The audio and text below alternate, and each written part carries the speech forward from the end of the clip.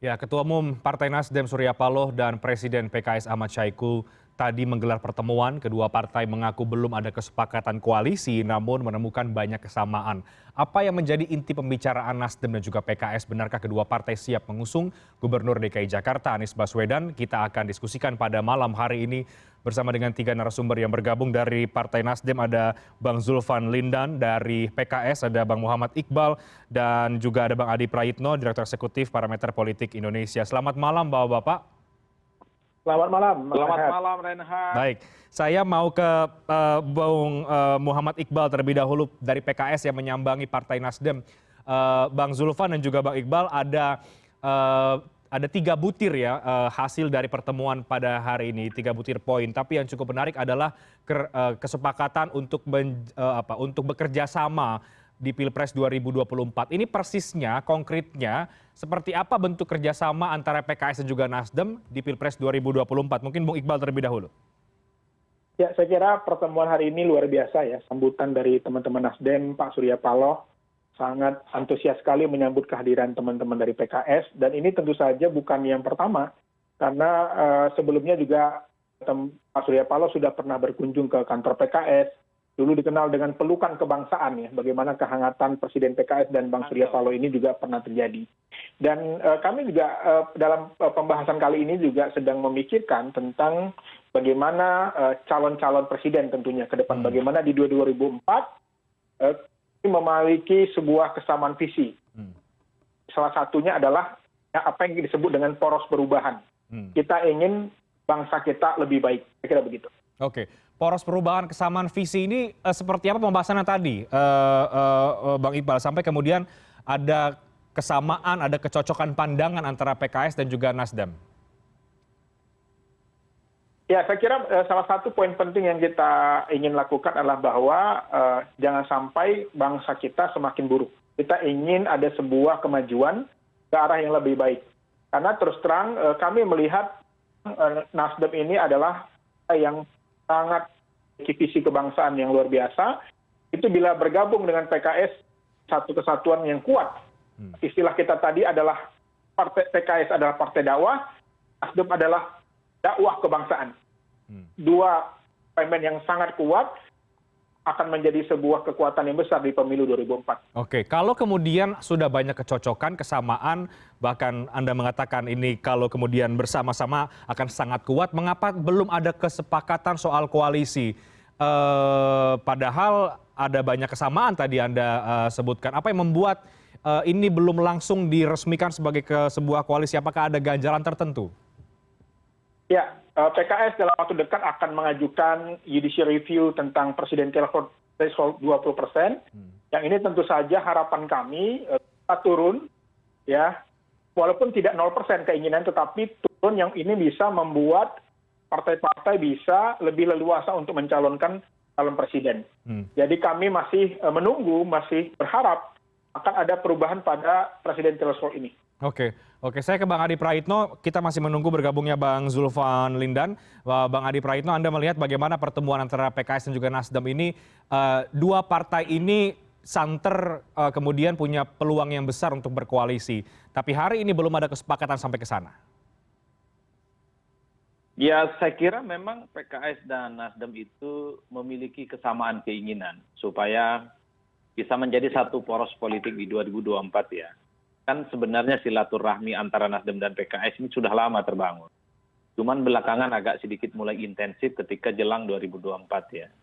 Nah, dalam konteks hari ini misalnya Reinhard, saya membaca bagaimana suasana hati antara PKS dan Nasdem itu sama-sama cocok. Bang Iqbal tadi sudah puji-puji betul itu Nasdem punya visi misi. Begitupun PKS juga nyatakan hampir memiliki visi yang sama tentang siapa capresnya. Kalau kita melihat angka-angka kuantifikasi, Reinhard, bahwa antara basis pemilih PKS dengan capres Nasdem itu ada kesamaan hati ya.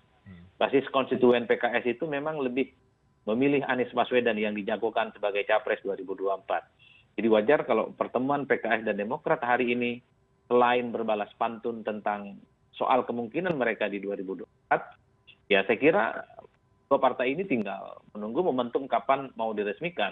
Tapi rasa-rasanya kenapa misalnya hari ini tidak dilaksanakan, sepertinya masih menunggu satu partai politik yang lain, menduga itu Partai Demokrat, untuk menyamakan keinginan tentang siapa capres yang akan diusung bersama.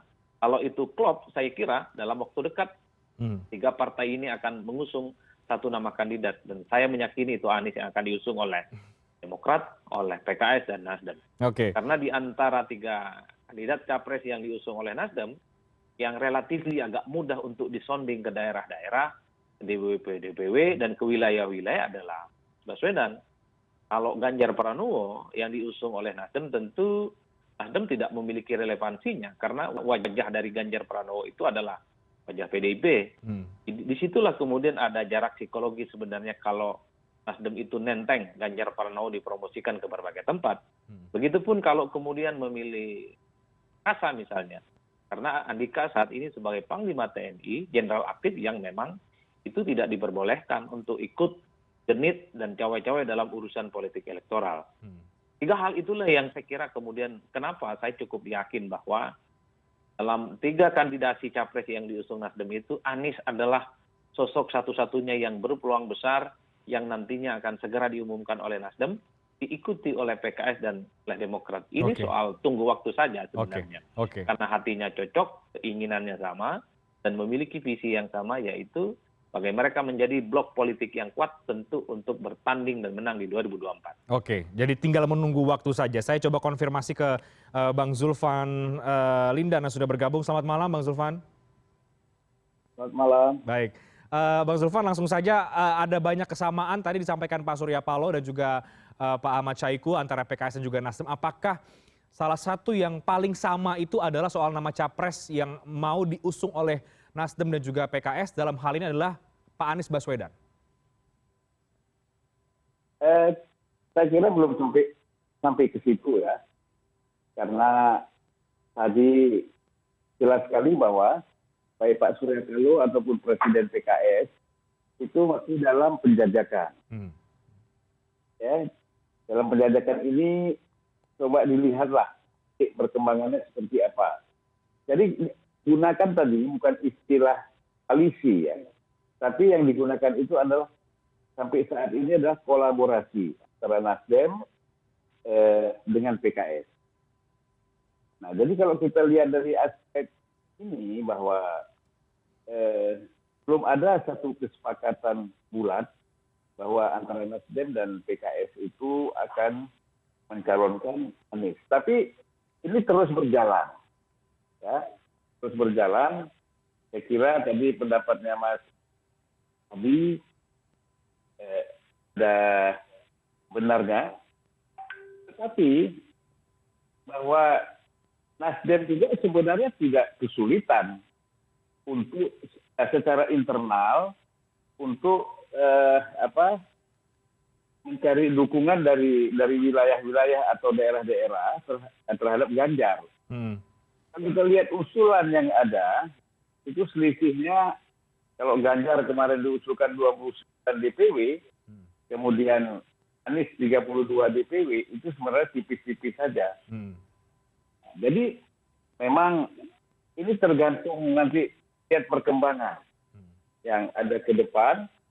Yang jelas memang semangat PKS dengan Nasdem ini dalam membangun kolaborasi itu saya kira semakin dekat gitu. Itu Mas. Oke, baik. Meskipun Bang Zulfan, kalau kita melihat dari sisi PKS ya dalam Rakernas Rapimnas kemarin itu sudah jelas ya mayoritas kemudian menginginkan nama Anies Baswedan yang dicapreskan di luar dari eksternal, dan juga demikian juga dengan Nasdem, meskipun beda-beda tipis dengan Pak Ganjar, tapi tetap mayoritasnya mendukung Pak Anies Baswedan. Artinya kecocokan itu sebetulnya sudah sangat jelas dibaca oleh publik. Itulah kita masih tetap melihat perkembangan. Jadi situasi Kernas PDIP kemarin ya yang kita lihat, nah, itu kan juga menjadi pertimbangan di Nasdem. Ya. Kemudian hasil Rakernas PKS juga menjadi pertimbangan. Nah di sini saya kira kan begini, semuanya ini masih berjalan KS juga masih ketemu sama Gerindra dengan PKB dan lain-lain ya. Nah besok ini Nasdem akan ketemu dengan Partai Demokrat misalnya. Nah, jadi ini terus saya kira menarik untuk kita ikuti perkembangan ini. Yang jelas bahwa belum ada yang final gitu, belum ada yang sepakat bulat mendukung satu calon. Oke, baik. Bung Iqbal, apakah PKS kemudian masih akan mencari atau masih akan membuka komunikasi dengan partai yang lain, dengan Gerindra, dengan PKB misalnya, atau sudah mengerucut sebetulnya mau ke Nasdem dan tinggal menunggu satu partai saja? Karena tampaknya tadi kalau Bang Adi Praetno mengatakan sudah banyak narasi puji-pujian begitu terhadap Partai Nasdem. Ya, saya kira dalam politik kita juga tidak boleh terburu-buru karena memang pemilunya masih kurang lebih 599 hari lagi. Jadi masih panjang ya. Kami tentunya saja niatnya satu, kami ingin mencari pemimpin yang terbaik, yang punya peluang yang besar. Dan tentu saja kami mendengar aspirasi kader kami, tokoh ulama, kiai, bagi juga lintas agama juga, kedaerahan. Dan kami juga terus bergerak untuk melakukan komunikasi. Besok kami sama Presiden PKS akan ke kunjungan ke Kalimantan Utara, mendengarkan aspirasi masyarakat di sana. Nah memang lagi-lagi kita ingin pilihan ini adalah pilihan rakyat. Apalagi di PKS, keputusan itu bukan di tangan Presiden, bukan di tangan Sekjen, tetapi ada musyawarah yang itu di tangan Majelis Syuro. Ini yang mungkin nanti kita akan bahas ke depannya. Oke, dan sejauh ini memang suara yang muncul dari bawah, dari grassroots atau di elit PKS, kalau bicara soal capres adalah memang Pak Anies Baswedan yang memang capres yang dari eksternal PKS kan ya, Bang Iqbal? Ya, dalam beberapa survei ya, tapi saya kira tidak satu nama, ada beberapa nama lagi yang masuk, tetapi itu juga akan jadi masukan bagi kami ke depan. Karena memang dalam politik bukan hanya berdasarkan feeling, kami juga mengambil keputusan berdasarkan scientific approach yang tentu saja menjadi pertimbangan kami. Oke, siapa nama lain kemudian yang masuk dalam survei PKS juga yang cukup kuat selain Pak Anies Baswedan? Ya tentu saja kami punya Ketua Majelis Syuro kami, Dr. Salim Segaf Al-Jufri, yang saat ini juga sedang kami coba promosikan, kami coba sounding ke berbagai pihak, karena memang ketokohan beliau, pengalaman beliau pernah jadi duta besar, pernah jadi menteri, ini juga menjadi salah satu pertimbangan karena ini juga di 2019 beliau juga pernah direkomendasikan oleh para ulama, para kiai. Dan ini kami juga mendengar aspirasi para tokoh-tokoh. Oke, baik.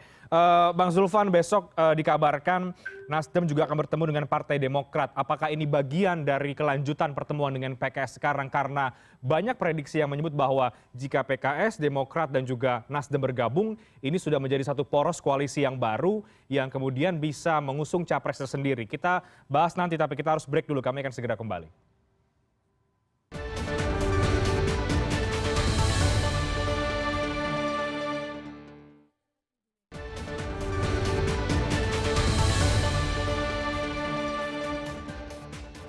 Baik, menakar peluang koalisi Nasdem PKS, kita masih lanjutkan dialognya. Saya ke Bang Zulfan sekarang dari Partai Nasdem. Bang Zulfan, kita tahu Nasdem sudah punya 3 nama bakal capres ya yang bisa diusung oleh Partai Nasdem. Ada Pak Anies, Pak Ganjar, dan juga Pak Andika Perkasa. 3 nama ini tentu akan dibawa setiap kali Nasdem melakukan penjajakan dengan partai-partai yang lain. Karena Nasdem butuh rekan koalisi. Sejauh mana 3 nama ini tadi dibahas dalam pertemuan antara Nasdem dan juga PKS? Pertama memang dalam pertemuan tadi tidak ada pembahasan tentang 3 nama ini. Ya, saya melihat tadi itu lebih cenderung pada pertemuan penyamaan visi, kemudian untuk Indonesia ke depan itu seperti apa, lebih pada gagasan dan pikiran-pikiran untuk menyamakan pikiran bagaimana kita untuk Indonesia ke depan. Karena kan terus terang selama ini pertemuan memang PKS dengan Nasdem sudah 2 kali melakukan pertemuan, tapi kan biasa itu kan silaturahmi biasa ya. Tapi kalau saya lihat tadi sangat intens sekali itu bicara soal misalnya tentang negara kebangsaan, kemudian kita bicara tentang Indonesia ke depan, problem-problem yang kita hadapi. Dan sepakat Nasdem dengan PKS tadi itu ingin bersama-sama melakukan perubahan ke depan. Ini sudah lompatan yang cukup bagus dan jauh saya kira ya. Nasdem dikenal sebagai partai nasionalis religius. Kemudian kalau saya lihat PKS itu religius nasionalis, kan gitu. Nah, jadi dua kekuatan ini luar biasa. Kita ini kan merasa nyaman juga dengan PKS ini. Mengapa? Karena paling tidak rebut-rebutan posisi DPR. Calegnya nanti kan pasti berbeda. Ya, kita tahu lah. Ada sisi-sisi yang juga tidak bisa dipaksakan antara Nasdem dengan PKS. Jadi ini peluang besar saya kira bahwa satu lagi, katakan tadi kita harus menghilangkan isu-isu soal identitas, kelompok, golongan. Selama ini dikembangkan seolah-olah bahwa PKS itu bangun identitas, sisi persoalan keislaman, lalu yang lain, misalnya khususnya Nasdem, membangun suatu identitas yang nasionalis. Tadi cair semuanya, sudah sangat cair dan tidak ada lagi isu itu di. Nah, jadi kalau PKS dengan Nasdem ini sudah membangun ini, nanti ditambah lagi Demokrat, kira kita mengharapkan Pilpres nanti itu yang terjadi adalah kedamaian dan kesejukan. Oke. Ini kode berarti ya Bang Zulfan bahwa memang PKS, Nasdem dan juga Demokrat akan dalam satu perahu yang sama. Ya pastilah. Persepsi seperti itu kan pasti terbangun di masyarakat, ya kan? Nggak mungkin tidak terbangun. Orang kan semuanya kiranya kan pasti. Apalagi kalau Mas Adi Prayitno itu pasti saya kira punya pikiran tersendiri tentang masalah ini ya. Kita perlu dengar juga pandangan Mas Adi. Oke. Nanti kita ke Bang Adi. Saya ke Bang Muhammad Iqbal dulu. Ada tanggapan dari Anda, Bang Iqbal? Apakah memang nantinya yang ke depan akan kita lihat adalah Nasdem, PKS, dan juga Partai Demokrat? Karena besok Demokrat akan menyambangi Partai Nasdem? Gantian saya kira berarti ini? segala kemungkinan dalam politik itu pasti terjadi. Oke. Memang kita butuh kawan. Nasdem tidak bisa mencalonkan sendiri, PKS tidak mungkin sendiri, Demokrat sendiri, dan membersihkan, membuat perubahan ke bangsa ini pun tidak bisa sendiri. Kita harus berkolaborasi. Karena tadi, walaupun partainya pilihan kursinya tinggi, tapi juga nggak bisa. Harus mengajak partai lain, harus ada kolaborasi. Dan koalisi tentu saja harus terjadi, karena tadi ada presidential threshold 20%, yang ini tentu saja akan kami perjuangkan untuk menurunkan angka ini, sehingga nanti setiap partai memiliki peluang yang sama dalam mencalonkan calon presiden. Oke, Bang Adi Praitno, apa pandangan Anda ketika ini sudah kalau kemudian besok Demokrat datang ke Nasdem, apakah itu memang sekali lagi adalah bentuk arah koalisi, arah poros baru yang bisa diciptakan oleh ketiga partai ini? Ya, saya tadi argumennya itu didasarkan pada argumen-argumen kuantifikasi ya. Kenapa PKS itu cenderung cocok dengan Nasdem ketika memunculkan nama Anies Baswedan sebagai salah satu kandidat capres. Karena pertama basis konstituen PKS itu sejak awal memang menaruh hati kepada Anies Baswedan. Itu penting sebenarnya Iqbal untuk menjelaskan kenapa pertemuan hari ini yang pertama kali datang ke Nasdem ketika mengumumkan 3 nominator capres itu adalah PKS, karena di situ ada variabel Anies Baswedan ya. Itu yang pertama. Yang kedua, kalau mau jujur sebentar, di antara 3 capres yang sudah diumumkan oleh Nasdem itu, yang paling realistis, resistensinya agak sedikit bisa dikurangi, ya hanya Anies Baswedan. Satu, Anies Baswedan itu tidak terafiliasi dengan partai politik manapun. Jadi setelah Rakernas, kalau Anies ini kemudian diperkenalkan ke begitu banyak orang, kenalkan ke partai-partai yang lain, beban politiknya tidak ada. Tidak ada yang marah. Tidak ada yang kemudian merasa dibajak. Tidak ada orang yang kemudian merasa dibegal kadernya. Beda ceritanya. Kalau kemudian setelah Rakernas, Ganjar Pranowo ke banyak tempat dan ke partai yang lain oleh Nasdem akan menimbulkan kegaduhan dan gejolak politik tentu dengan PDIP. Itu yang kemudian terjadi sehari 2 hari ini terjadi balas pantun antara Nasdem dengan PDIP. Bahwa antar partai itu ya harus saling menghormati, tak boleh saling bajak-bajak kader dan seterusnya. Meski tidak mention nama, seperti ini ingin muncul sebagai reaksi karena telah memunculkan nama Ganjar Pranowo dalam nominator capres dari Nasdem. Kan itu yang saya sebut tadi. Tentu kalau kemudian kita bicara tentang Andika Perkasa, beliau adalah sosok yang saat ini sedang aktif sebagai tentara, sebagai panglima, dan dalam politik itu tidak diperbolehkan. Makanya ini yang kemudian saya coba untuk saya lihat secara keseluruhan. Jadi setelah Rakernas, maka yang paling mungkin disonding kepada publik oleh Nasdem, yang tidak memiliki resistensi, yang tidak memiliki beban politik apapun dengan partai yang lain adalah Anies Baswedan. Inilah yang kemudian membuat kenapa PKS menjadi salah satu partai yang kemudian datang ke Nasdem, tentu untuk menyamakan kepentingan politiknya.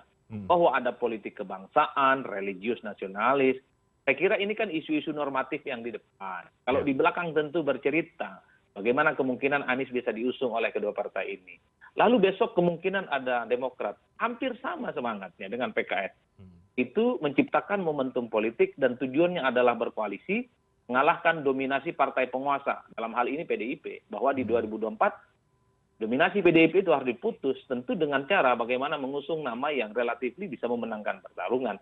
Itu bacaan saya sebenarnya bahwa persoalan membangun kerjasama lah, entah itu koalisi atau penjajakan, ujung-ujungnya adalah bagaimana mengusung kandidat capres yang sangat mungkin itu memenangkan pertarungan.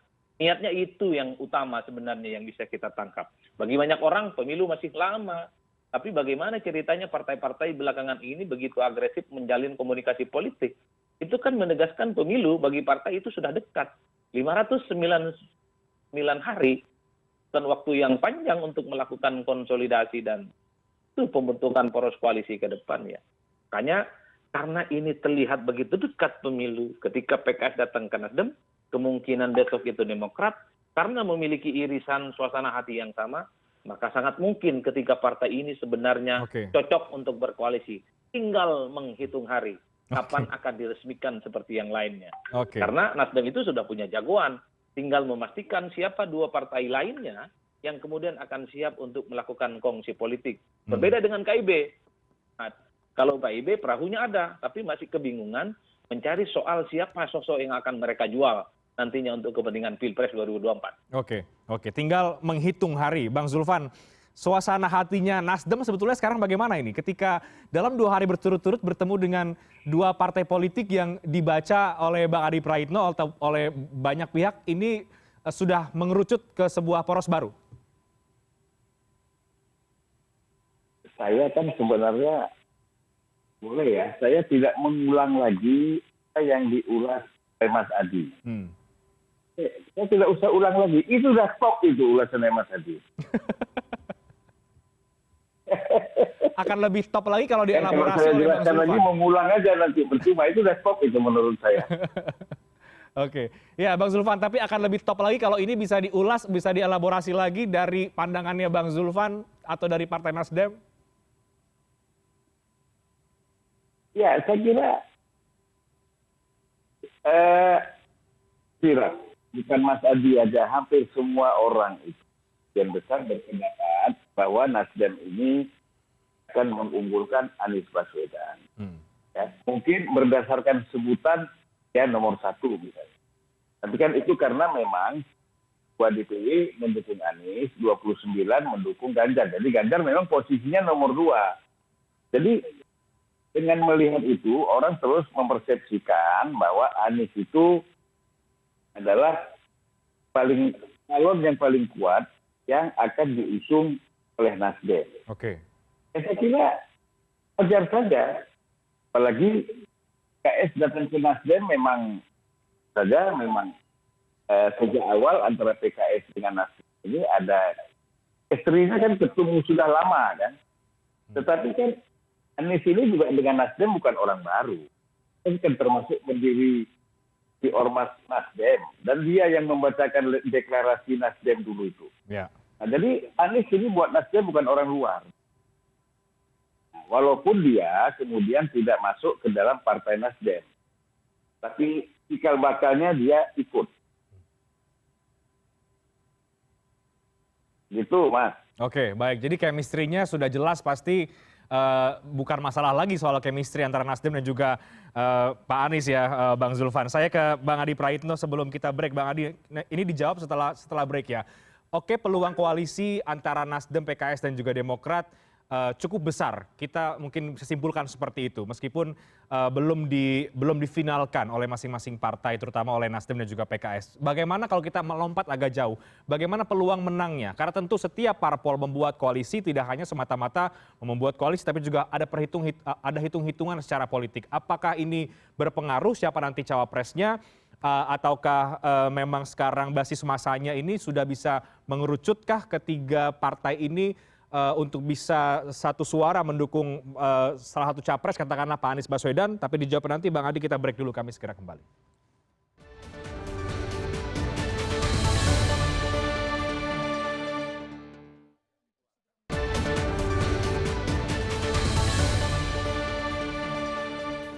Baik, kita masuk ke segmen terakhir dari dialog soal menakar peluang koalisi Nasdem PKS dan mungkin dengan Demokrat, karena besok Demokrat akan datang ke kantornya Nasdem, Bang Zulfan. Saya ke Bang Adi Praitno. Sekarang kita bicara soal peluang menang. Katakanlah kita agak melompat agak jauh ya, Bang Adi Praitno, dengan mengusung nama Anies Baswedan dan tiga partai ini menjadi sebuah poros yang baru. Menurut Anda ini seberapa besar peluangnya? Pertama tergantung siapa lawan yang nantinya akan dilawan oleh Anies Baswedan. Kalau yang dilawan itu adalah orang seperti Ganjar Pranowo ataupun Prabowo Subianto, relatif persaingannya agak berimbang ya. Meski dalam beberapa simulasi misalnya Ganjar ataupun Prabowo Subianto itu menang dari Anies, tapi kan kemenangannya masih dalam rentang margin of error, yaitu dalam logika survei. Yang kedua sebenarnya yang bisa memenangkan pertarungan di Pilpres 2024, andai yang maju itu adalah Anies, Ganjar ataupun Prabowo Subianto, yang paling bisa menentukan adalah siapa cawapres yang bisa memberikan dampak politik elektoral. Karena dalam beberapa simulasi survei yang kita lakukan misalnya, kalau cawapresnya itu rendah, siapapun itu capresnya, dia cenderung menggerus suara. Anies misalnya, kalau dipasangkan dengan sosok yang tidak terlampau dikenal seperti Muhaimin Iskandar gitu, ataupun figur-figur lain, Pak Anies yang relatif itu signifikan, jadi tidak signifikan. Begitupun dengan Ganjar, kalau salah pilih partner, begitupun dengan Prabowo, kalau salah pilih cawapres juga akan menghilangkan signifikansi suaranya. Maka disinilah letak sebenarnya posisi cawapres itu menjadi penting untuk mengunci pemenangan soal 2024, Reinhardt. Itu artinya apa? Capres-capres yang muncul saat ini, terutama yang tiga besar itu, tidak ada yang bisa mengunci kemenangan secara psikologi politik, karena masih di bawah 35% semua. Kalau dalam logika survei misalnya, capres-capres yang relatif agak diperhitungkan untuk memudahkan pertarungan, kalau sudah mendekati 40% elektabilitas, jadi siapapun cawapresnya itu agak lebih mungkin dan lebih mudah untuk memenangkan pertarungan dengan siapapun yang bertanding. Dalam konteks inilah saya kira, di sisa 599 hari, apakah kira-kira kandidat capres yang mulai saat ini itu dimunculkan tetap mempertahankan pesona politiknya ataupun tidak? Oktober ini, tanggal 16, Anies itu akan lengser sebagai gubernur. Apakah setelah tidak jadi gubernur, pesona politik Anies, kebintangan Anies itu tetap dalam orbit atau justru turun? Dan ini tentu adalah satu pertaruhan yang cukup luar biasa. Ganjar itu akan berakhir masa jabatan politiknya persis 1 bulan sebelum pendaftaran capres di tahun depan. Artinya Ganjar masih relatif punya panggung politik yang bisa dikapitalisasi sebagai bagian untuk terus memoles citra. Begitupun dengan Prabowo Subianto, selama posisinya sebagai Menhan tentu portofolio dan ekspos politiknya akan kuat. Inilah sebenarnya letak pertarungan bagaimana partai politik pengusung Anies, pengusung Ganjar, pengusung Prabowo Subianto, ataupun capres lain mungkin seperti Puan, seperti Erlangga Hartarto, tetap berjuang kapitalisasi semua kemungkinan untuk terus mendongkrak elektabilitas jagoan mereka yang akan diusung. Jadi semuanya masih serba terbuka, karena tidak ada capres yang paling dominan, maka posisi cawapres akan cukup menentukan soal bagaimana mereka akan memenangkan pertarungan di 2024. Oke, kalau kemudian besok kedatangan Demokrat, artinya ada Mas Ahaye di sana, Anies Ahaye menurut Anda ini bagaimana probabilitasnya? Ya mungkin, kalau lawannya Ganjar dengan Sandi misalnya, nggak kalah mereka itu pasangannya. Tapi kalau kemudian Anies misalnya berpasangan dengan Sandi, kemudian misalnya Ganjar Pranowo dengan Erik, itu juga Ganjar agak berat memenangkan pertarungan. Itu artinya apa? Kalau kita melihat rata-rata posisi cawapres yang paling ideal, yang paling mungkin bisa usung adalah sekelas Sandiaga Uno, di mana surveinya sudah masuk 4 besar, Reinhardt. Artinya apa? Sekalipun ada AHY, kalau elektabilitasnya masih seperti saat ini, agak berat sebenarnya untuk bisa mendampingi Anies Baswedan. Harus ada variabel-variabel lain yang bisa didongkrak. Mungkin kerjanya harus makin aktif, mungkin juga mencari opsi-opsi lain di luar AHY yang paling mungkin bisa diterima oleh Demokrat, diterima oleh PKS, dan juga tentunya diterima oleh Nasdem sebagai pengusung utama capres mungkin Anies Baswedan.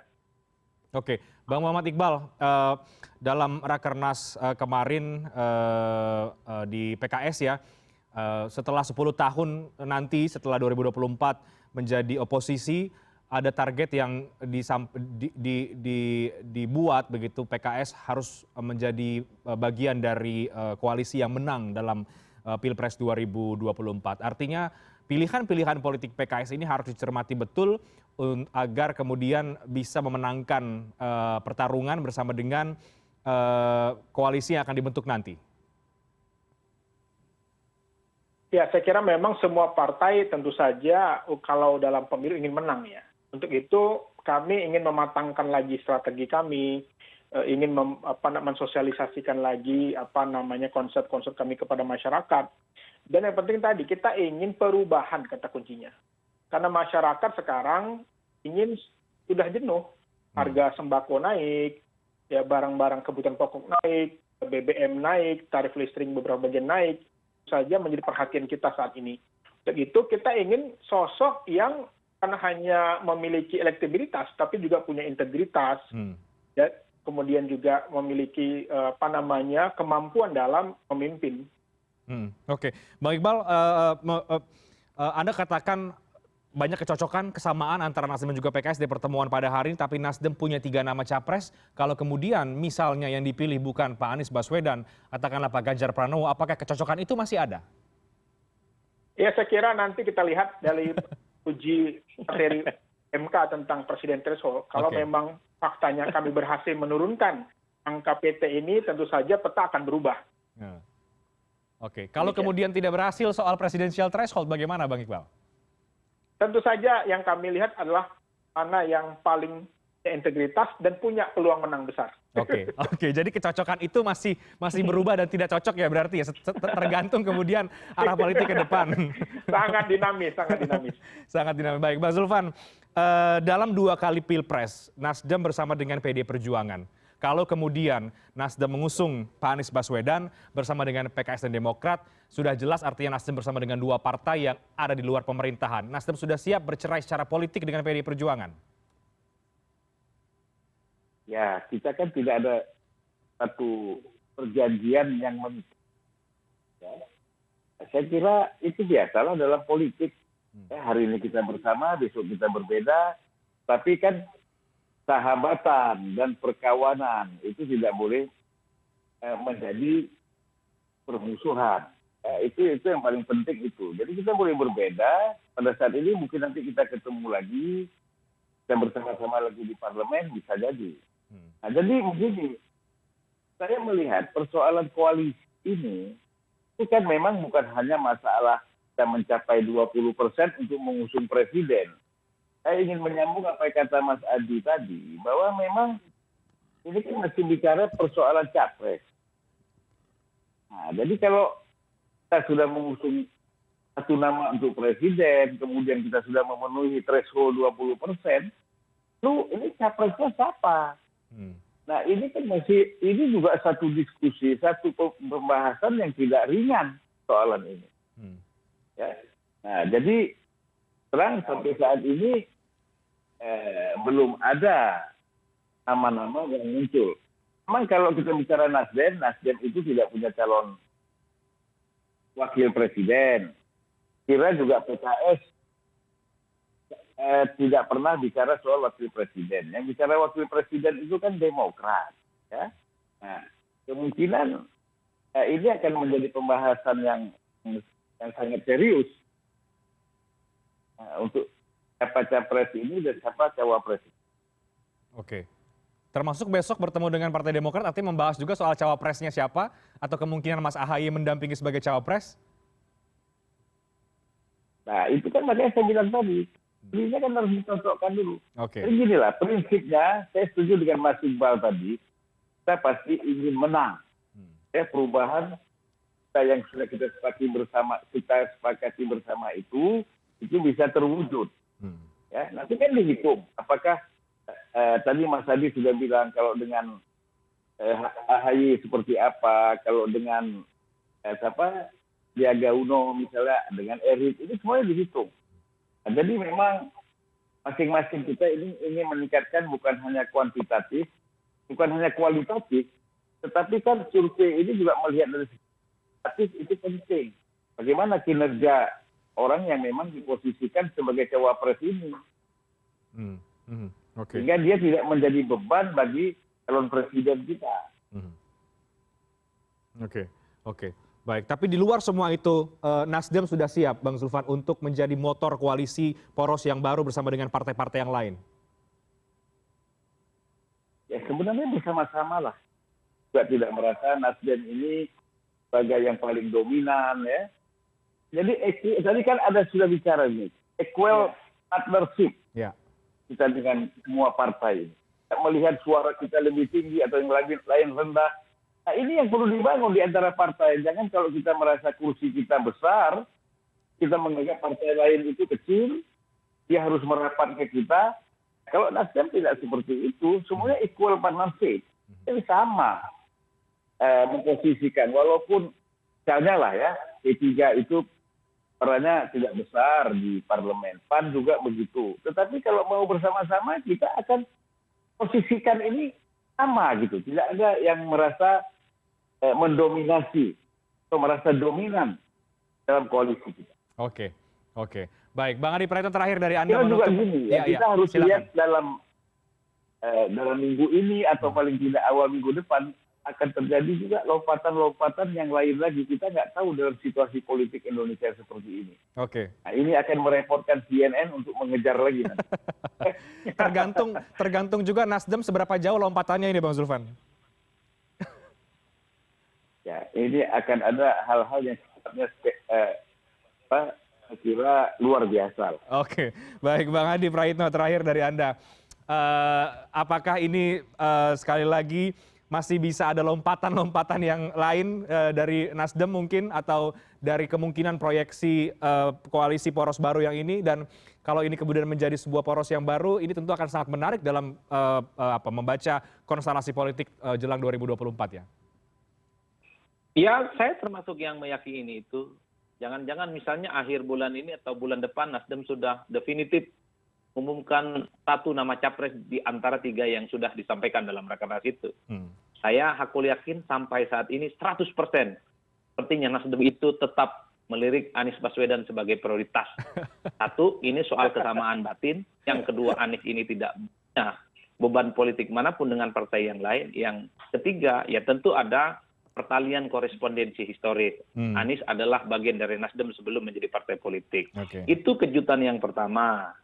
Kejutan yang kedua tentu saja semoga tidak ada lagi orang yang bicara tentang isu penundaan pemilu dan jabatan presiden 3 periode. Ini menunjukkan bahwa 2024 Februari adalah tanggal cantik di mana tarungan politik elektoral soal pilpres akan segera digelar. Kejutan yang kita tentu saja Reinhardt adalah ini kabar baiknya bahwa di 2024 sangat mungkin yang akan bertanding itu tidak hanya 1 ataupun 2 poros, tapi akan lebih dari itu. Mungkin 3 ataupun mungkin 4 poros. Satu kabar baiknya di situ. Sehingga pembelahan-pembelahan yang kita khawatirkan bisa dihindari. Juga bisa dipastikan kalau 3 poros, maka pilpres bisa berlangsung 2 putaran. Kecuali ada satu kandidat yang memenangkan 1 putaran dan mendapatkan suara 50% plus 1. Maka pilpres hanya berlangsung 1 kali. Tapi kalau melihat korespondensinya, kalau capres lebih dari 3, kok rasa-rasanya agak sulit. Sapu bersih 50% plus 1 ini. Panjang dan berliku jalan capres kita menuju 2024. Rawat staminanya. Syarat orang main tinju, jangan jab-jab terus dari awal. Bisa loyo di akhir. Yang sepertinya sedang dimainkan oleh Nasdem, PKS, semacam buying time. Selalu menciptakan momentum politik, Padahal mereka ini jelas-jelas sudah ingin bicara siapa capresnya, tapi tetap saja yang disampaikan kepada publik ini hanya sebatas silaturahmi politik kebangsaan lah, sanjung kanan kiri. Padahal menurut saya mereka sudah definitif, cukup yakin sudah sepakat bahwa Anies adalah capres yang akan diusung keduanya. Oke, baik Bang Zulfan, 100% apa 1000% mendukung Anies Baswedan? Gila. Buru-buru, sabar aja. Oke, sabar aja. Oke, baik. Sebuah jawaban yang kemudian bisa menutup diskusi kita pada malam hari ini. Kita akan tunggu kejutannya nanti Bang Zulfan, Bang Muhammad Iqbal akan seperti apa. Dan kita tunggu besok pertemuan dengan Demokrat dari Partai Nasdem ya. Bang Zulfan, kita menarik untuk cermati dinamikanya. Terima kasih banyak Bang Zulfan, Bang Iqbal, dan juga Bang Adi Praitno sudah bergabung pada malam hari ini. Selamat malam, sehat selalu.